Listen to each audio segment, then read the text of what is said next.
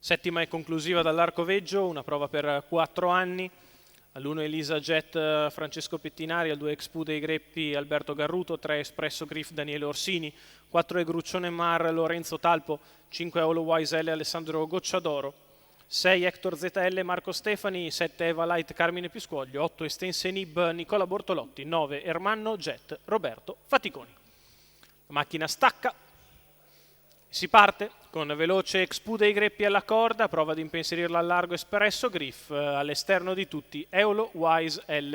Si imbocca la prima curva con Expu dei Greppi che continua a resistere ma poi galoppa e così passa a condurre Espresso Griff al suo esterno subito Eolo Wise L. Galoppa anche Hector ZL e così i primi 200 metri se ne vanno in 14,1. Espresso Griff in vantaggio. All'esterno Eolo Wise che deve spendere i massimi per passare, gli altri sono indietro. Ne vengono fuori comunque 400 metri siderali in 28,2. Passa Eolo Wise L. Seconda posizione per Espresso Griff, poi a distanza Elisa Jet che precede Eva Light, quindi e Gruccione Mar. Se ne vanno 600 metri di corsa in 42,7. Si viaggia sul piede dell'1,11 con Eolo Wise L che prova ora a rallentare il ritmo. Seconda posizione per Espresso Griff, poi Elisa Jet che muove subito all'esterno precedendo Eva Light, 58,2. Galoppa Eolo Wise L. Numero 5 e così Eolo Wise L rimane al comando Espresso Griff, attacca al suo esterno Elisa Jet, segue i primi Eva Light, 1000 metri di gara in 1,15 appena scarso. Con all'avanguardia sempre Espresso Griff, attacca ora Elisa Jet che tende a passare nei confronti del rivale, poi Eva Light, quindi e Gruccione Mar.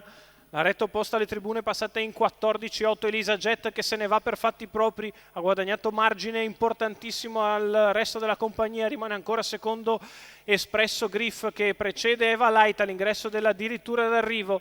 Elisa Jet completamente in canter, Elisa Jet che nel finale spazia a piacimento. Al secondo posto finisce Eva Light, venendo a battere uno stanco Espresso Griff che è insidiato ma non battuto per il terzo da Gruccione Mar.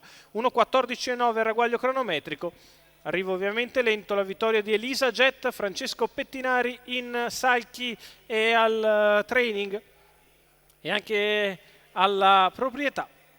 Vittoria in triplice veste per Francesco Pettinari, vittoria della figlia di Oasis B che viene a vincere nettamente nel finale, sfruttando anche le debacle di Hector ZL e soprattutto di Eolo Wise L che era davanti da solo dopo 800 metri. Successo di Elisa Jet, Francesco Pettinari.